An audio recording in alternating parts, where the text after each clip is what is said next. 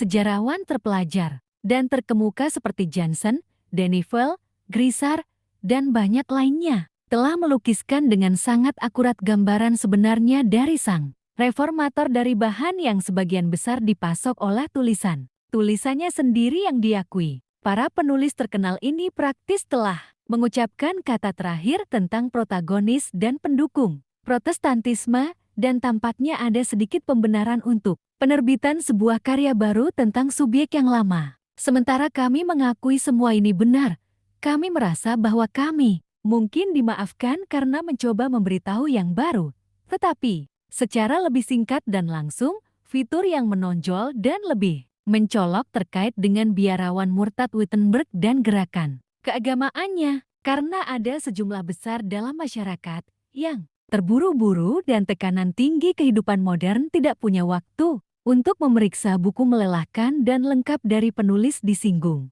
di atas, dan yang, apalagi, tidak memiliki sarana untuk mengamankan karya-karya ini sebanyak yang mungkin ingin dilakukannya karena harga yang mahal. Mempertimbangkan semua ini, kami percaya bahwa kami akan dimaafkan karena mengganggu bidang yang telah dicakup dengan baik dan untuk menyajikan kepada masyarakat umum sebuah sketsa polos, tetapi diautentikasi dengan baik tentang pria yang pada abad ke-16 meresmikan sebuah gerakan yang menyandang nama reformasi dan menyebabkan pembalotan besar dan menakutkan dari gereja tempat dia menjadi anggota, dan yang dianut oleh sebagian besar umat manusia selama berabad-abad sejak pendiriannya oleh Yesus Kristus. Dalam membahas karakter historis ini yang pengaruhnya mengejutkan dilakukan di negaranya sendiri dan di dunia. Pada umumnya, kami tidak bermaksud melukai keyakinan dan kepekaan siapapun di komunitas yang mungkin tidak setuju dengan kami. Tujuan kami adalah untuk mengatakan kebenaran tentang pembawa standar reformasi, dan tentang ini tidak seorang pun harus takut, karena kebenaran dan kebajikan menang dengan keindahan dan kekuatan yang melekat pada dirinya sendiri. Penyair dengan tepat menyanyikan, kebenaran memiliki wajah seperti itu dan rupa seperti itu. Seperti untuk dicintai hanya perlu dilihat. Dalam berurusan dengan Luther, perlu diingat bahwa mahasiswa sejarah telah memberinya perhatian seperti yang telah diberikan kepada beberapa manusia dari segala usia, dan lebih sedikit lagi mereka mengungkapkan pandangan yang sangat berbeda.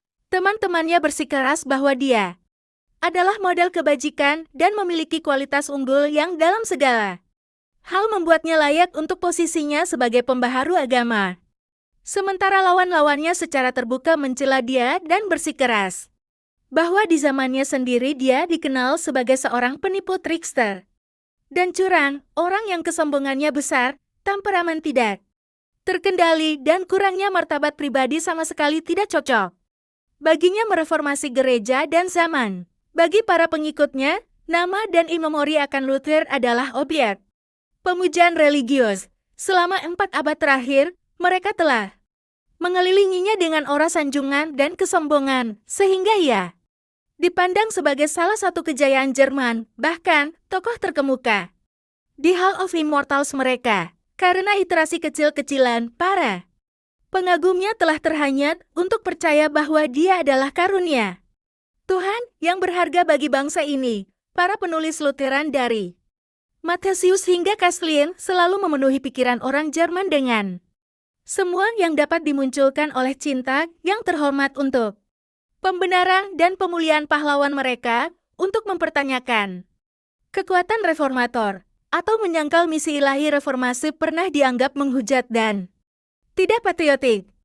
Penentang Luther, sebaliknya, dengan gigih mempertahankan bahwa kebesarannya diperoleh berdasarkan kepercayaan dan bahwa para penulis yang disinggung dalam paragraf sebelumnya selalu dengan kebutaan yang keliru disalahartikan sebagai patriotisme, menyuap dan memelihara pikiran orang Jerman, bukan pada Luther yang sebenarnya, tetapi pada seorang Luther yang dipoles dan dilunakan dengan kekaguman penuh hormat dan disulap di bawah pengaruh tradisi berwarna partisan yang dimaksudkan untuk mencegahnya dikatalogkan di dalam halamannya yang tepat dalam sejarah dunia. Kelembutan hormat yang dikunci ke nada Tertingginya tidak dapat, bagaimanapun, menurut mereka, menghapus garis-garis yang terukir dengan jelas dari manusia daging dan darah.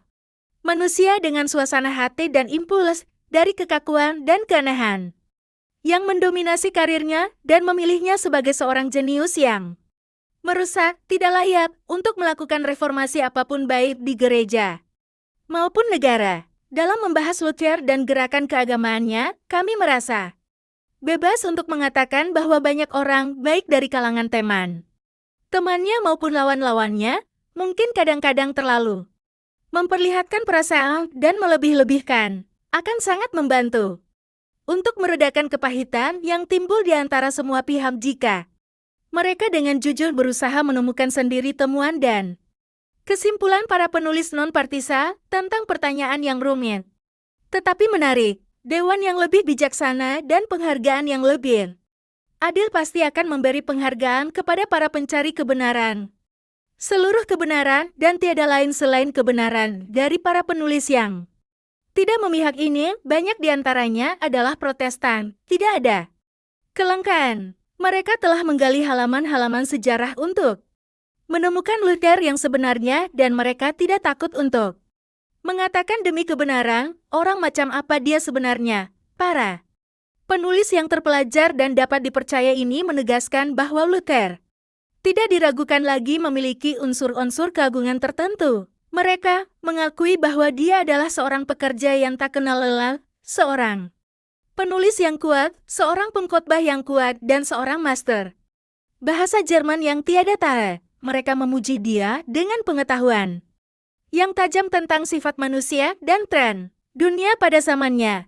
Terlebih lagi, mereka menuduh bahwa dia mampu mengambil keuntungan dari segala sesuatu yang mendukung rencananya untuk menggandar keretanya sendiri semua kekuatan yang saat itu sedang bekerja untuk melukai dan menantang agama Katolik kuno dan yang dihormati waktu itu. Tetapi pujian apapun yang diberikan para penulis ini kepada orang itu sama jelas dan tidak diragukan lagi bahwa mereka semua sepakat dalam menyatakan bahwa Luther memiliki sifat kekerasan, despotik dan tidak terkendali. Banyak dari para penulis ini, meskipun Protestan dan tidak bersahabat dengan gereja Katolik, tidak takut UNTUK memberitahu rekan seagama mereka bahwa hak-hak yang diambil Luther untuk dirinya sendiri dalam hal kebebasan hati nurani, ia tanpa ragu dan dengan angkuh menyangkal semua yang berbeda darinya, karena banyak kasus tertentu sangat terkonfirmasi, kehendaknya, dan keinginannya sendiri, kata mereka, secara dogmatis ia tetapkan sebagai satu-satunya standar yang ia inginkan untuk diakui, diikuti, dan dipatuhi. Dalam penyelidikan sejarah mereka menemukan banyak kekurangan lain dalam karakter manusia yang tidak pantas dalam diri seseorang yang mengaku sebagai seorang reformis dan dalam kecintaan mereka pada kebenaran dan kesarjanaan sejati, mereka dengan jujur mengakui bahwa ada sesuatu yang besar, tidak wajar dan jahat dalam diri sang pendiri dari Protestantisme. Salah satu penulis yang tak kenal takut ini adalah Profesor Protestan Seberg dari Berlin. Dia bukan teman gereja Katolik, tetapi studinya yang mendalam tentang pria itu dan gerakannya memaksanya untuk mengatakan, Luther melewati abadnya seperti iblis yang menghancurkan di bawah kakinya yang dihormati selama 1000 tahun. Penulis yang sama lebih lanjut berkomentar dalam dirinya berdiam manusia super, atau dalam filsafat Nietzsche, Bermenske, yang berdiam di luar moral yang baik dan yang jahat. Pada bulan November tahun 1883, Uskup Protestan Inggris, Bewice, menerapkan julukan bermulut kotor dan keji kepada Luther dalam Century Desember yang diterbitkan pada tahun 1900.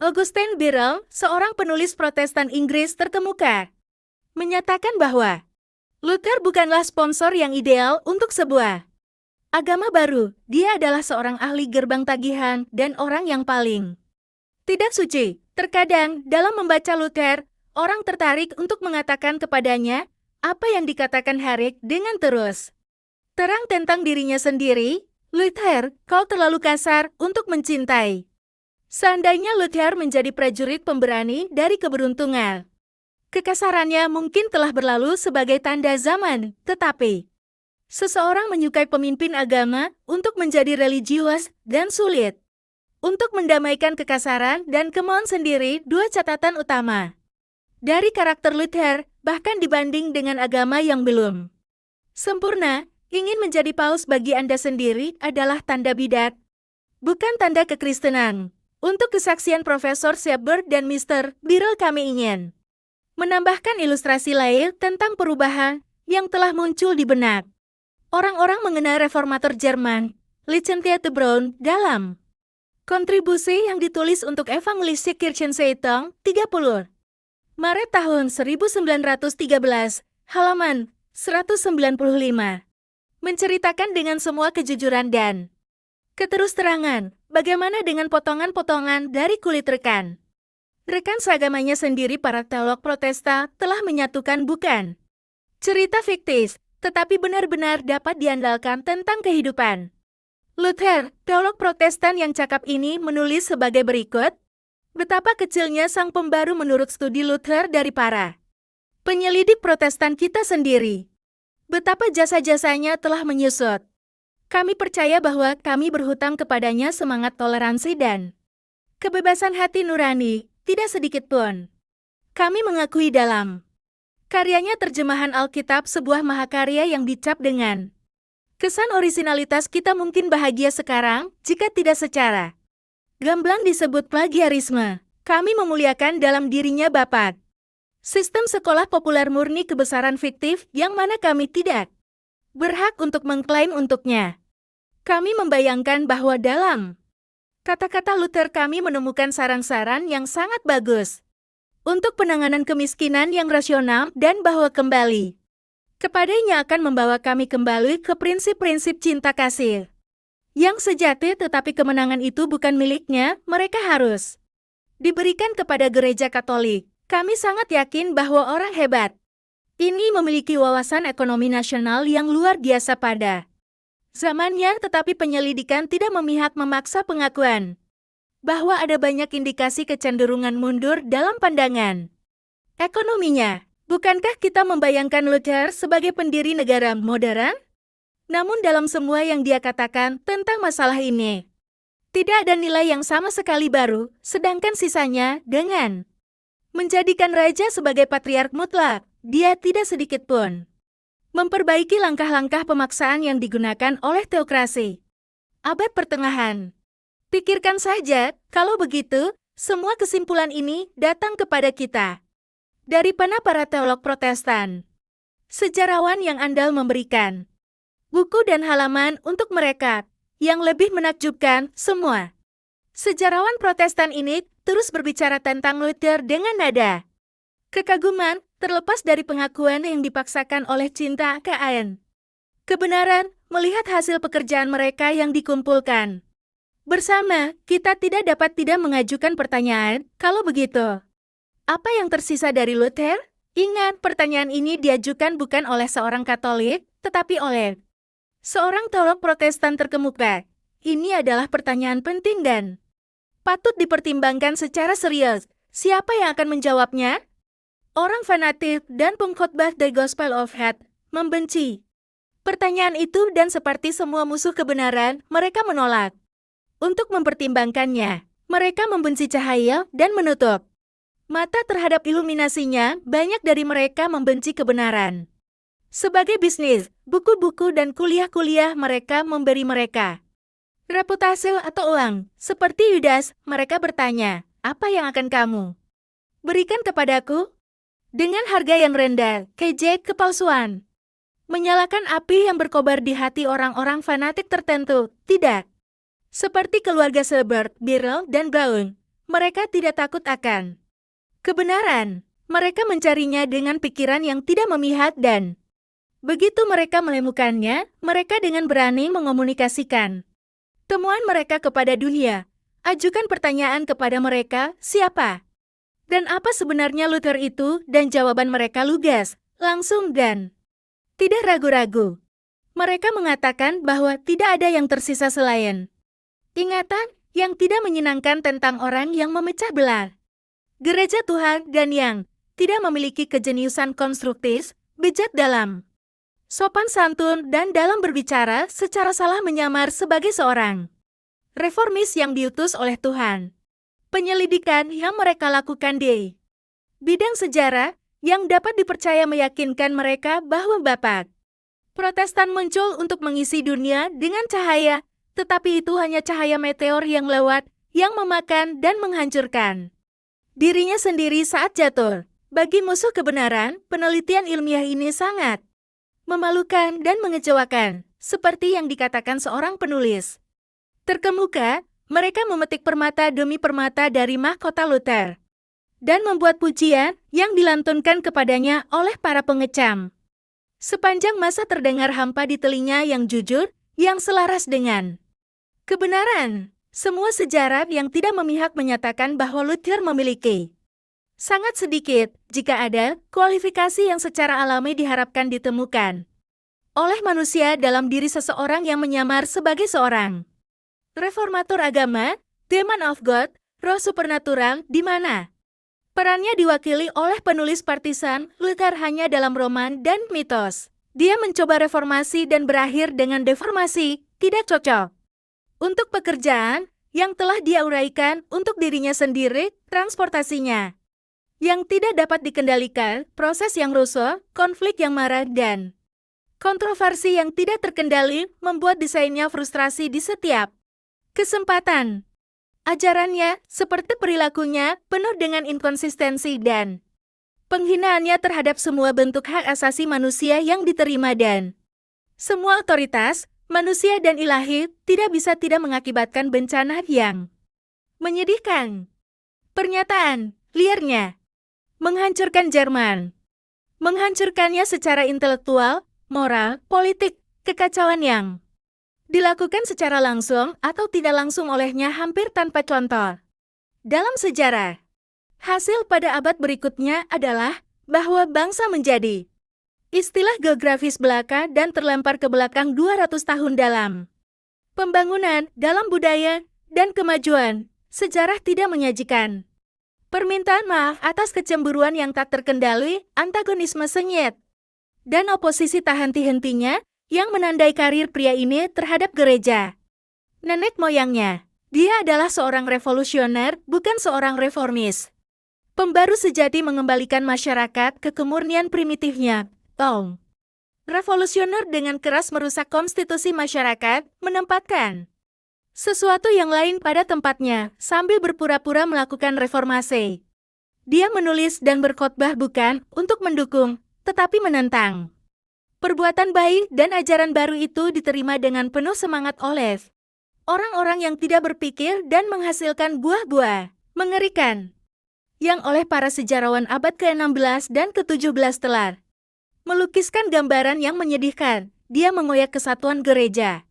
Hingga, di samping satu-satunya gereja yang benar, telah muncul ratusan sekte yang bertikai. Tidak ada orang yang memuji dia sebagai pendiri agama, lupa bahwa ini adalah rasa malu terbesarnya, karena jika dia mendirikan agama, itu bukan agama Kristen yang didirikan oleh Kristus 1500 tahun sebelumnya. Tidak heran dia jatuh dalam kekalahan yang memalukan, dan bahwa gereja yang dia serang tanpa perlu dan tanpa henti berusaha untuk menghancurkannya, tetap sebagai tokoh sentral dari seluruh susunan Kristen untuk menyatakan hal yang sama kepada petani yang paling rendah hati dan sarjana terbesar misi ilahinya dan otoritas surgawi untuk mengajari manusia cara-cara dari kehidupan abadi. Semua ini mungkin terdengar sangat aneh dan mungkin, barangkali, mengejutkan banyak orang non-Katolik, tetapi mereka harus ingat dengan baik bahwa mereka diajari bahwa subjek yang dibahas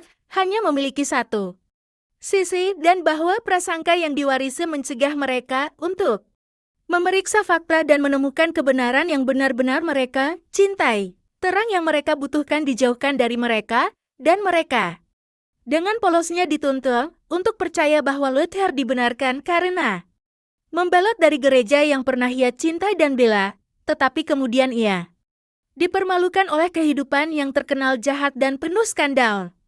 Mereka mendengar dia dipuji atas apa yang disebut orang-orang bodoh.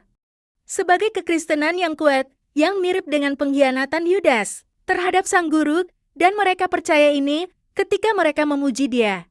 Sebagai rasul kebebasan terlepas dari kenyataan, seperti yang ditunjukkan oleh sejarah, bahwa dia adalah salah satu manusia yang paling tidak toleran. Mereka telah mendengar anti-Katolik dari setiap warna. Karakter menyapu kotoran sejarah, menjelek-jelekkan para klerus. Menganggap biarawati sebagai wanita paling jahat, mengeksploitasi paus sebagai antikristus dan manusia dosa.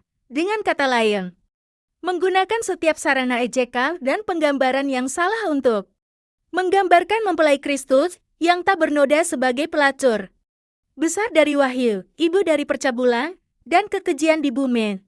Mereka telah mendengar pernyataan liar, mengerikan, dan bahkan pernyataan mustahil dari yang berbohong dan memfitnah di masyarakat. Yang tujuan satu-satunya adalah untuk memajukan pekerjaan jahat dan keji, untuk mengobarkan nafsu rakyat jelata dan untuk mempertahankan yang buta dan diskriminasi irasional, menentang segala sesuatu yang Katolik, yang disayangkan dari semuanya. Adalah, di hari pencerahan ini, banyak yang akan malu mendengarkan. Penipu profesional dalam pekerjaan hidup lainnya akan berpikir bahwa mereka sedang melakukan pelayanan kepada Tuhan dengan memberikan telinga yang rela dan menelan tanpa ragu celaan yang konyol, tidak masuk akal dan tidak beralasan, yang dicemooh oleh orang-orang yang tidak bermoral, orang-orang bayaran, dan para penghujat yang keji tanpa malu dan tanpa bukti, yang mendesak menentang agama yang didirikan Kristus untuk sepanjang masa sampai penyempurnaan dunia, dan yang menurut sejarah telah membudayakan orang-orang dan bangsa-bangsa. Tetapi, sementara ini semua benar, kami merasa bahwa kelonggaran yang paling besar harus diberikan kepada musuh-musuh gereja dan para pengikut mereka yang tertipu. Faktanya adalah mereka tidak dapat menahan antagonisme dan ketidakpercayaan mereka, karena mereka telah dibesarkan sejak masa kanak-kanak untuk membenci gereja Katolik yang sejarahnya dibuat untuk mereka percayai oleh guru-guru palsu mereka. Tidak dibedakan dengan apapun kecuali pertumpahan darah, kejahatan, dan penipuan, pandangan dan prasangka anti-Katolik dan permusuhan. Mereka berasal dari apa yang disebut periode reformasi, dan sejak saat itu, semua manusia dari generasi biasa Protestan telah datang ke dunia dengan mentalitas yang bias, sesat, dan berprasangka mereka dan ayah mereka telah direndam dan dibesarkan dalam oposisi, dan dalam banyak kasus tanpa bermaksud tidak adil. Mereka secara naluriah merasakan antipati yang kuat dan mendalam terhadap segala sesuatu yang berbau Katolik, para pendeta dan dosen dan risalah, setiap saluran penyebaran kesalahan, kefanatikan, dan representasi yang salah digunakan ENTUK melestarikan, mengedarkan, dan memelihara kebencian dan ketidakpercayaan rakyat terhadap satu gereja Kristus yang sejati, yang semua orang yang memiliki akal sehat harus tahu tidak dapat dihancurkan. Bagaimana manusia yang memiliki akalnya dapat terlibat dalam tugas yang tidak berguna dan sia-sia untuk mencoba menggantikan dan menghancurkan agama yang didirikan oleh Tuhan, yang didirikan untuk segala waktu dan untuk semua orang, melampaui semua pemahaman. Namun, faktanya tetap bahwa banyak, sayangnya bagi diri mereka sendiri, terobsesi dengan kebencian gila terhadap Katolik, dan dalam kegembiraan antusiasme yang serupa dengan Celsus, Porfiry, dan Julian, mereka memperlakukan publik dengan kampanye pelecehan dan fitnah terhadap gereja yang merupakan aib bagi diri mereka sendiri dan pelanggaran terhadap semua ajaran Kristen. Semua ini dan banyak pengaruh lain yang bekerja di dunia untuk menghancurkan kekristenan sejati cenderung mengikat para penentang gereja dengan ikatan besi pada keyakinan warisan mereka saat ini, dan karenanya mereka membenci gereja karena mereka tidak mengenal gereja dalam segala keindahan dan kebenarannya. Bagaimana bisa sebaliknya dengan mereka? Apakah kita sendiri akan lebih baik dalam kondisi yang sama? Umat Katolik mengharapkan gereja yang didirikan dan diorganisasi oleh Kristus sepanjang masa, akan disalahpahami, difitnah, diperlakukan dengan buruk, dikejar, dianiaya, dibenci oleh dunia pendirinya. Membubuhkan tanda salib padanya ketika dia berkata, jika mereka telah menganiaya aku, mereka juga akan menganiaya kamu. St. Yohanes 15:20. Di setiap zaman gereja Katolik, yang merupakan satu-satunya di antara sejumlah besar penuntut yang berpura-pura menjadi asal ilahi, yang mana diramalkan Kristus itu benar, harus menderita penganiayaan dari musuh ketertiban dan kebenaran yang, jika mereka bisa, akan menghapusnya dari muka bumi. Namun, ini tidak dapat mereka capai, juga tidak akan dapat mereka lakukan di masa depan karena Tuhan menetapkan gereja untuk tetap selamanya dalam integritasnya, mengenakan semua atribut yang Dia berikan padanya sejak semula. Keilahian memeterai ketidakterhancuran di atas alis gereja, dan meskipun ditakdirkan untuk selalu diserang, Dia tidak akan pernah dikalahkan oleh musuh-musuhnya. Umat Katolik tahu bahwa Kristus mengawasi kelangsungan hidup gereja, dan karenanya pada hari ini ketika pasukan besar orang-orang bodoh dan pemberontak bangkit untuk mencegah perkembangannya dan menghentikan kemajuannya, mereka tidak takut apa yang akan terjadi karena mereka yakin bahwa seperti matahari akan terbit besok dan keesokan harinya, dan seterusnya sampai akhir dunia. Demikian pula Sang Guru akan selalu memenuhi janjinya tentang gereja, melestarikannya di tengah badai dan sinar matahari sampai waktu tidak ada lagi. Kapan musuh akan menyadari bahwa sudah terlambat untuk menggulingkan gereja yang telah bertahan dalam ujian berabad-abad dan yang telah diterima, dicintai dan dikagumi oleh pikiran terbaik dari segala masa? Umat Katolik secara alami merasa marah pada fitnah, penyalahgunaan, dan penggambaran yang salah terhadap agama mereka yang purba dan tersebar di seluruh dunia, yang tetap mereka patuhi, tetapi mereka murah hati dan lunak dalam penilaian mereka terhadap semua orang yang berperang melawan mereka. Mereka timbang rasa terhadap lawan dan penganiaya mereka, karena mereka menyadari bahwa mereka adalah korban dari prasangka dan warisan lama yang diperkuat oleh kurangnya pengetahuan tentang apa yang benar-benar dijunjung tinggi dan diajarkan oleh gereja Katolik. Bahkan sebagaimana pendiri gereja berdoa kepada Bapa Surgawi untuk mengampuni mereka yang memakunya di kayu salib, karena mereka tidak tahu apa yang mereka perbuat. Demikian pula para pengikutnya, tanpa kebencian kepada siapapun kecuali dengan kasih kepada semua orang, berdoa bagi mereka yang menentang penyebaran kerajaan Allah di bumi, karena mereka tidak menyadari sepenuhnya bahwa dengan menghina gereja, mereka membenci Dia yang mendirikannya.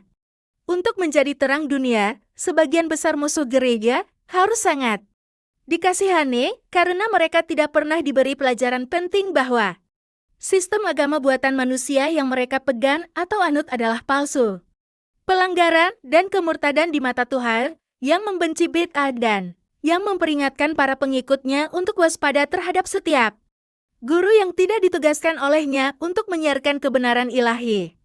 Dari semua ini mereka tidak menyadarinya, mereka tidak tahu apa-apa tentang gereja yang mereka fitnah, lecehkan, dan hina. Mereka tidak mengetahui sejarahnya, organisasinya, konstitusinya, pengajarannya, misinya, dan tempatnya di dunia. Mereka tidak mengenalnya, dan banyak dari mereka, jika tidak jujur, tetapi dibesarkan dalam pertentangan, dituntun untuk membenci apa yang dengan cahaya ilahi akan mereka kagumi, cintai, dan rangkul. Ketidaktahuan umum yang berlaku terkait dengan gereja Katolik sangat disesalkan, namun ketidaktahuan ini hanya dilampaui oleh kurangnya pengetahuan yang dimanifestasikan oleh para penghujat gereja Katolik mengenai sistem kepercayaan mereka yang khas. Mereka selalu siap untuk mengkritik gereja Katolik yang mereka tahu sedikit atau tidak sama sekali.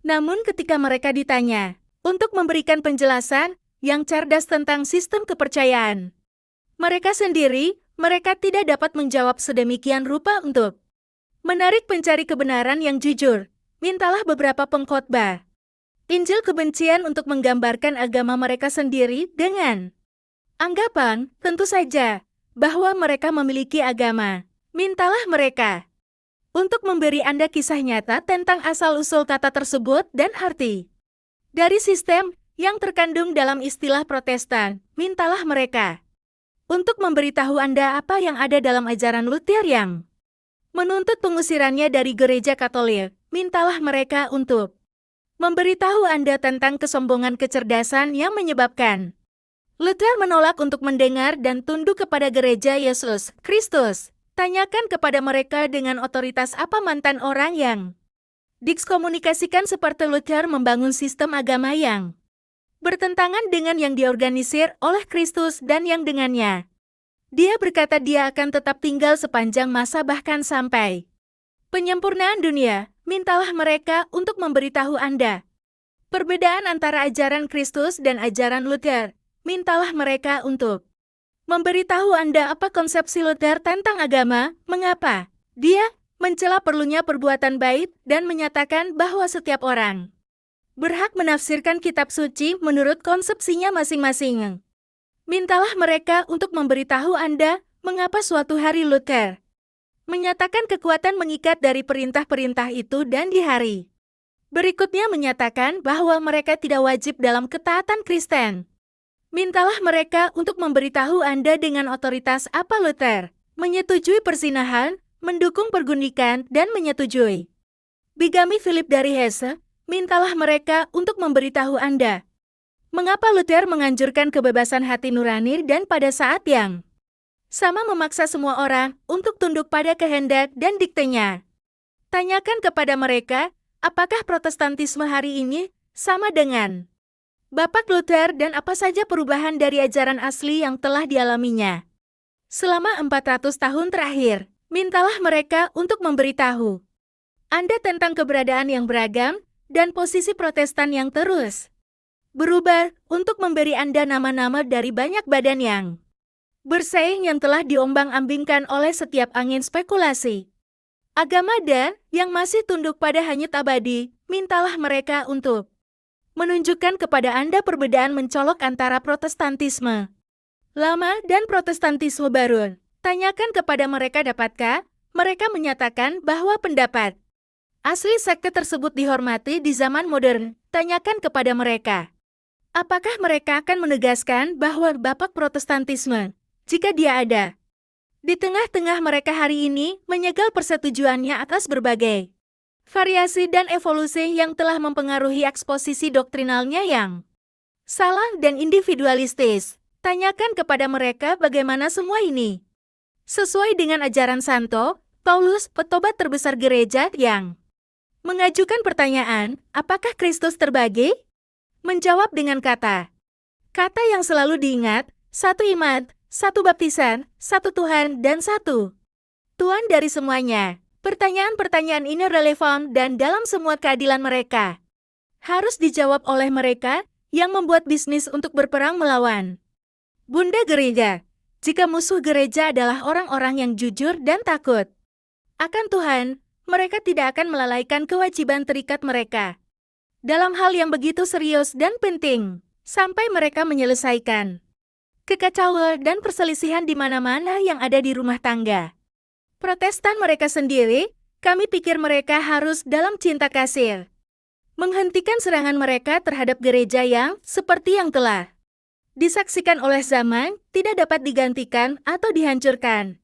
Sementara itu, biarlah mereka dengan jujur menyelidiki masalah ini secara mendalam dan dalam doa dan studi mencari kebenaran yang membebaskan, menghidupkan, dan menyelamatkan. Penyelidikan yang sungguh-sungguh dan tulus akan membuktikan secara mengejutkan bahwa hanya kulit Protestan yang tersisa. Semua penyelidikan yang jujur akan menunjukkan bahwa asal-usulnya adalah dari bumi dan harus diturunkan. Nama yang disandangnya menunjuknya sebagai institusi manusia dan sejarah membuktikan bahwa itu tidak lebih dari ribuan pengikutnya yang tertipu pada abad ke-16, 17, dan 18. Kita melihat hari ini hanya sedikit yang tersisa untuk bersaksi atas kegagalannya. Surat kabar baru-baru ini memberitahu kita bahwa Exodus orang Prusia dari jajaran gereja negara adalah besar-besaran dan bahwa Pembelotan serupa terjadi setiap hari di Inggris dan di negara ini. Protestantisme, sebagai suatu sistem agama, tidak dapat disangkal sedang sekarat. Sayangnya ia telah mempersiapkan jalan bagi monster agnostisisme atau rasionalisme yang menatap kita hari ini dalam segala bentuk dan rupanya yang mengerikan. Tetapi untuk kembali ke Luther, bagaimana dengan dia?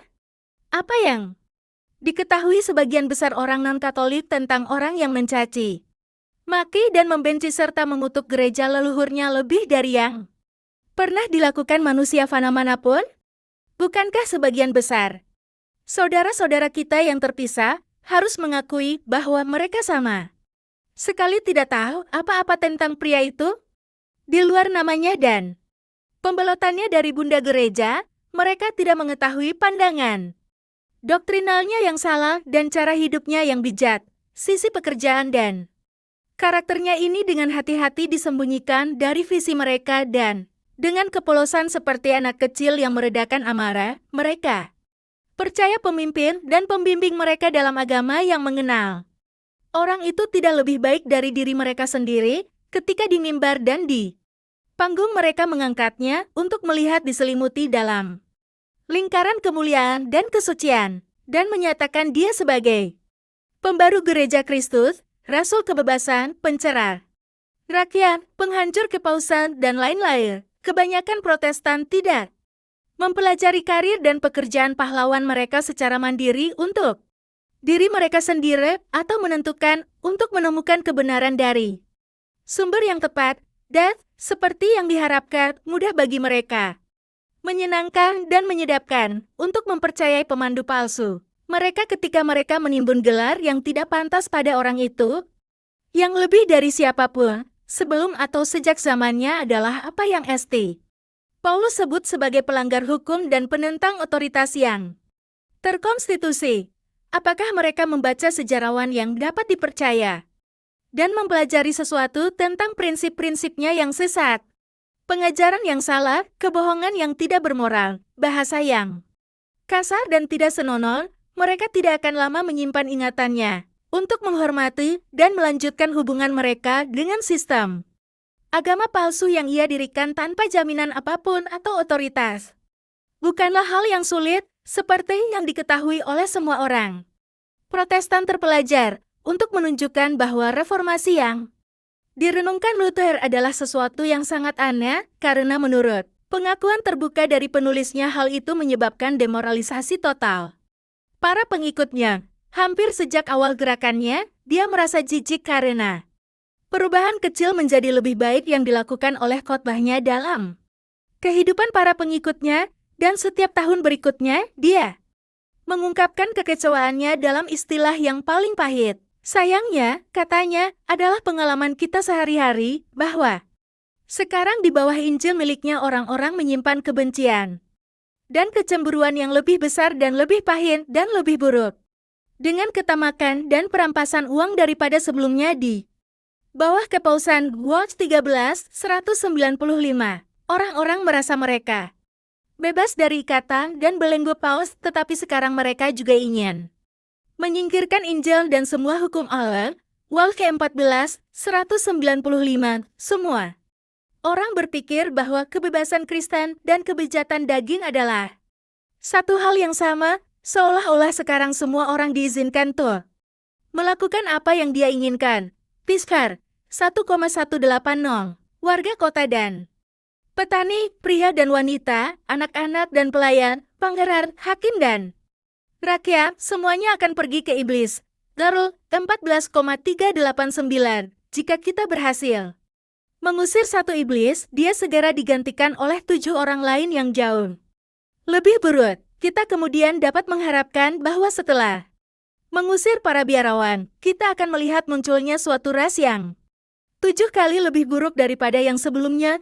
36,411. Ketamakan, riba, pesta pora, mabuk-mabukan, penghujatan, dusta dan kecurangan jauh sekali lebih umum sekarang daripada di bawah kepausan. Keadaan moral ini membawa ketidakpercayaan umum pada Injil dan para pengkhotbahnya, seperti yang dikatakan orang-orang. Jika Injil ini benar, orang-orang yang mengakuinya akan lebih saleh. Harold 192. Kita dapat mengisi buku besar dengan kata-kata Luther yang menggambarkan kerusakan mengerikan yang terjadi setelah pengumuman Injil barunya, tetapi kita telah memberikan cukup banyak untuk saat ini. Untuk menunjukkan bahwa yang disebut pembaru bukannya tidak menyadari efek praktisnya pada masa di zamannya sendiri tentang pernyataan liarnya dari bibirnya sendiri, kemudian kita belajar tentang kegagalan total dari apa yang disebut gerakan reformasinya. Apalagi yang bisa dia harapkan? Apakah dia tidak menabur angin? Mengapa dia tidak menuai angin puyuh? Lalu, di manakah letak alasan untuk menghormati kejeniusan yang merusak ini, dan mengapa orang-orang yang berakal harus terus mempercayakan kepentingan jiwa abadi mereka kepada kepemimpinannya sendiri? Lagi pula, bukanlah hal yang sulit, seperti yang diketahui oleh semua orang Protestan yang berpengetahuan luas, untuk menunjukkan bahwa Luther, Jerman seperti dia keintinya, dalam berbicara tentang tanah kelahirannya menggunakan bahasa yang paling keje dan paling brutal. Banyak yang tahu secara umum bahwa Luther terbiasa menggunakan kata-kata yang agak keras, secara halus, tetapi hanya sedikit yang tahu seberapa jauh ia mampu melangkah. Dia ceroboh sampai batas ketergesaan yang tidak bertanggung jawab blak-blakan.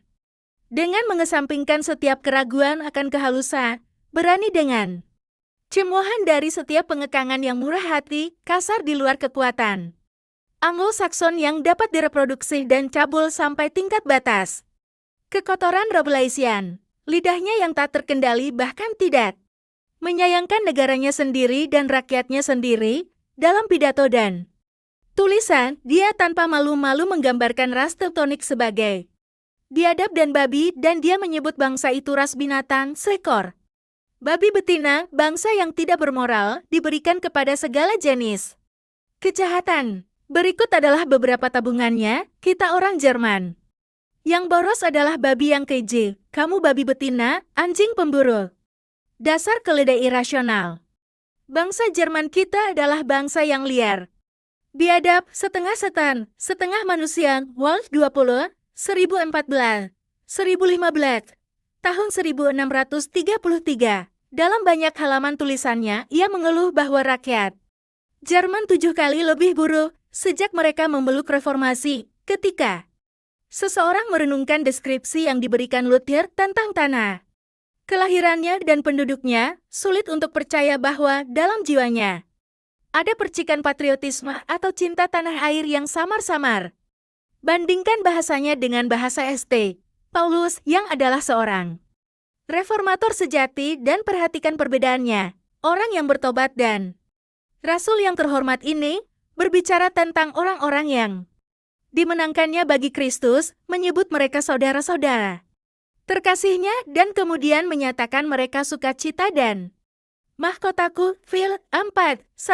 Pada kesempatan lain, mengacu pada hasil karya kerasulannya, dia berkata kepada umat Katolik Tesalonika, kamu telah menjadi pengikut kami dan pengikut Tuhan, yang percaya pada Makedonia dan Achaia. 1 Tessalonike 6,7. Menurut Anda, manakah di antara ini yang merupakan patriot sejati dan pembaharu sejati? Ketika saudara-saudara kita yang non-Katolik benar-benar mempertimbangkan bahasa yang keje, tidak sopan dan menjijikan yang menjadi kebiasaan Luther, dan menimbang dengan baik nama-nama yang patut mendapat hinaan, dia melemparkan pada ras nenek moyangnya, bagaimana dalam semua kejujuran mereka bisa mendengarkan pujian dari seseorang yang begitu kasar dan brutal, dan melanjutkan hubungan mereka dengan sekte yang pendirinya sendiri dimusnahkan oleh kebanggaan dan kebencian serta keputusasaan, menyatakan kegagalan yang menyedihkan. Ada banyak orang non-Katolik yang tegas saat ini, yang pada umumnya adalah orang-orang yang jujur dan bermoral. Tuhan melarang bahwa kita harus menyinggung atau menyebabkan rasa sakit sedikit pun kepada mereka, tetapi demi kebenaran kami mohon izin untuk mengingatkan mereka bahwa sudah saatnya bagi mereka untuk mengetahui bahwa mereka telah hidup dalam hal Luther terlalu lama. pada legenda dan melakukan tidak menyadari pria macam apa dia. Luther, ketika hidup, tidak terhindar dari katolisitas maupun kepausan. Saat ini, banyak pengikutnya yang meniru kekerasan dan penentangannya. Kita harus diampuni karena dengan ringan namun tanpa rasa takut membenci fitnah dan kesalahan representasi yang telah dilakukan oleh Bunda Gereja selama 400 tahun secara tidak perlu. Luther adalah penyebab semua itu dan ketidaktahuan di antara para simpatisan telah memainkan peran paling penting dalam melanggengkan oposisi terhadap satu-satunya gereja Kristus yang sejati untuk mempromosikan amal kasih dan menghasilkan suatu pemahaman yang lebih baik di antara semua adalah penting bagi setiap orang yang serius untuk mengetahui tokoh ini apa adanya dan belajar bahwa dia sama sekali tidak memiliki klaim untuk pertimbangan apa pun sebagai agen yang ditugaskan surga, bahkan sebagai pembaru biasa atau pemimpin spiritual, atau dalam hal apapun seorang manusia yang lebih tinggi dan terdepan dari kelemahan pada zamannya. Orang-orang non-Katolik harus dengan jujur membaca sendiri ajaran Luther ketika mata mereka akan terbuka terhadap keadaan yang sebenarnya dan mereka akan menghentikan perlawanan mereka terhadap gereja yang sampai sekarang tidak dapat dikuasai oleh gerbang neraka. Ketika pikiran manusia terbuka untuk kebenaran, KAM meyakinkan mereka bahwa jika ada kemarahan yang akan dicurahkan, itu tidak akan dihabiskan untuk gereja Katolik, tetapi pada orang yang menghina bimbingan otoritatif agama nenek moyang mereka untuk membantu membuka jalan bagi pemahaman yang lebih baik. Tentang perbedaan, kami bermaksud dalam karya kecil ini secara adil dan jujur mengungkapkan beberapa fakta yang lebih penting dalam perpecahan agama yang dimulai oleh Luther telah membuktikan peristiwa paling buruk yang pernah diketahui dalam sejarah manusia. Kami kemudian akan menulis tentang Luther, bukan melawannya. Kami akan mengutip katanya sendiri. Jika hasilnya tidak menguntungkan dia, kesalahan tidak akan menjadi milik kami. Kami ingin meyakinkan pembaca kami bahwa kami tidak akan menyinggung setengah dari hal-hal yang meremehkan apa yang disebut reformasi dan orang-orang Jerman yang diucapkan dan ditulis oleh biarawan Saxon yang murtad itu sendiri. Kami berharap tidak ada pembaca kami yang akan menutup mata mereka terhadap kebenaran, dan bahwa kami dapat melayani dengan tulus dan sungguh-sungguh UNTUK, membantu mereka menemukan sebelum terlambat gereja di mana nenek moyang mereka menemukan istirahat, kedamaian, dan keselamatan. Gereja itu ada di tengah-tengah kita hari ini dan dapat dengan mudah ditemukan. Dia berdiri sejak lama di atas kepastian kebenaran ilahi dan tidak digoyahkan lagi daripada tahta Tuhan itu sendiri. Orang-orang seperti Luther, Zwingli, Calvin, dan lainnya muncul di medan pertempuran untuk berperang melawan gereja ini, tetapi di mana mereka? Sekarang, di mana umat mereka? Di mana tempat suci mereka? Siapa yang percaya doktrin mereka? Bagaikan pecahan ribuan kulit kayu yang syarat dengan muatan kecerdasan dan pembelajaran semua agama buatan manusia kini berserakan di pantai kesalahan dan delusi, sementara gereja kebenaran masih mengarungi ombak dengan harapan, kekuatan, dan keamanan. Tuhan bersamanya dan dia tidak bisa binasa musuh-musuhnya. Kemudian mungkin merenungkan apa yang dikatakan Santo Yohanes dalam surat umum keduanya, setiap orang yang memberontak dan tidak menganut ajaran Kristus tidak ada Allah. Gereja Katolik sendiri memiliki doktrin yang mempersatukan manusia dengan Allah.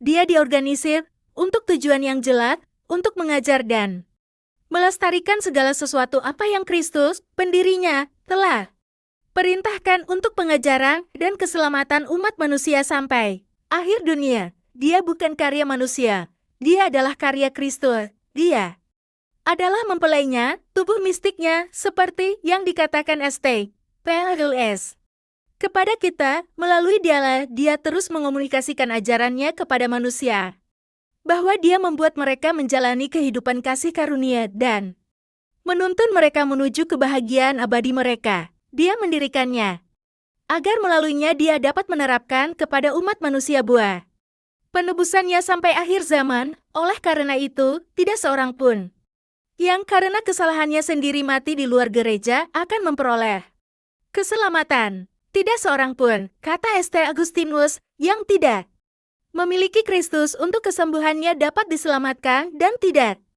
seorang pun dapat memiliki Kristus sebagai kepalanya yang bukan milik tubuhnya, yaitu gereja. Kata-kata ini diucapkan jauh sebelum Luther dan rekan-rekannya dalam pemberontakan muncul di tempat kejadian, dan mereka benar hari ini seperti ketika mereka pertama kali diucapkan. Perintah Kristus untuk mendengarkan gereja yang merupakan karya utama dari kuasanya, kebijaksanaannya, dan kasihnya bagi umat manusia sangat penting dan tidak dapat diabaikan tanpa menderita. Pengucilan dari warisan anak-anak Allah, suara gembala yang baik dan bukan suara orang upahan harus didengar jika ingin keselamatan dijamin. Mereka yang menolak untuk menerima doktrin Kristen yang benar dan untuk memasuki gereja yang mengkhotbahkan doktrin itu secara keseluruhan harus merenungkan baik kata-kata St. Paulus ketika dia berkata, dan meskipun kami atau seorang malaikat dari surga memberitakan Injil kepada kamu selain apa yang telah kami beritakan kepada kamu, terkutuklah dia jika siapapun yang memberitakan Injil kepadamu selain Injil yang telah kamu terima, terkutuklah dia. Dan lagi, dalam suratnya kepada Titus dia berkata, orang yang sesat setelah peringatan pertama dan kedua, hindari, engkau tahu bahwa orang semacam itu benar-benar sesat dan dengan dosanya menghukum dirinya sendiri. Hanya sedikit manusia saat ini yang membenci gereja dengan sengit dan intens seperti yang dilakukan St. Paulus sebelum rahmat Allah menyentuh hatinya dan membawanya ke pangkuannya. Rahmat yang sama selalu siap untuk diberikan kepada orang yang rendah hati, tulus, pencari yang sungguh-sungguh akan kebenaran ilahi. Tidak ada dalih, betapapun muluk-muluknya yang menghalangi manusia untuk memperoleh pengetahuan yang lengkap dan terhubung tentang wahyu alam serta menikmati kedamaian mendalam yang muncul dari kepemilikan secara sadar akan kebenaran yang utuh, lengkap, dan tetap sebagaimana di dalam Kristus Yesus dan di dalam gerejanya, agama buatan manusia seperti Luther, Calvin, Henry VIII, Knox, Volker, Wesley, Smith, Dowie, Eddy, dan banyak lainnya yang tak terhitung banyaknya, tidak akan pernah dapat menggantikan gereja Katolik yang didirikan oleh Tuhan, yang berinkarnasi dalam Kristus. Hanya di dalam Dia ada kebenaran yang sempurna, kehidupan yang benar, dan keselamatan yang pasti dalam meminta manusia yang diombang-ambingkan oleh setiap angin doktrin untuk bertukar pendapat mereka untuk kepastian, perselisihan mereka untuk persatuan, kesalahan mereka atas kebenaran. Gereja hanya memenuhi misi ilahinya dan berusaha untuk mewujudkan doa pendirinya bahwa hanya ada satu iman, satu baptisan, dan satu gembala jiwa. Maka kami mohon kepada Anda, jangan gagal untuk mendengarkan suaranya.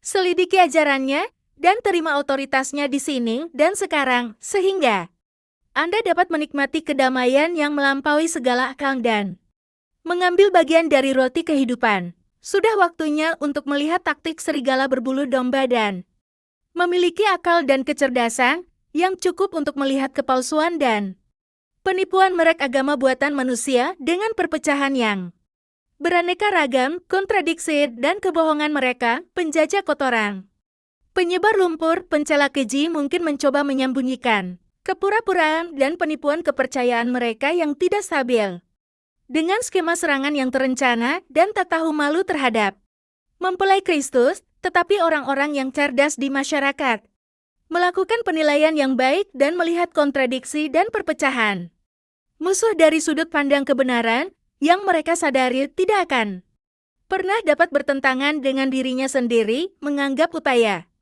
mereka sebagai lelucon besar di hadapan gereja surgawi yang didirikan secara ilahi dari segala usia dan dari semua bangsa. Orang-orang fanatik datang dan pergi. Mereka membuat pembelaan besar dan gertakan.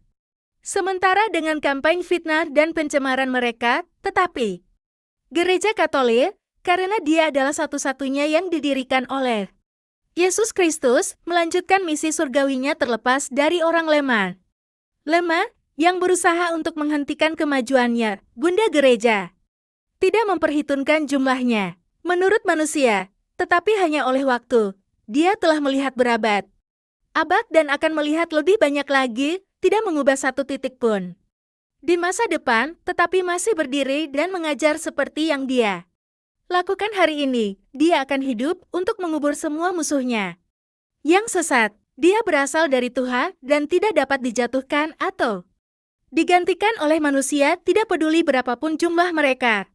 Pengaruh mereka atau kekuatan mereka melawannya, Kristus menyatakan gerbang neraka tidak akan pernah menang.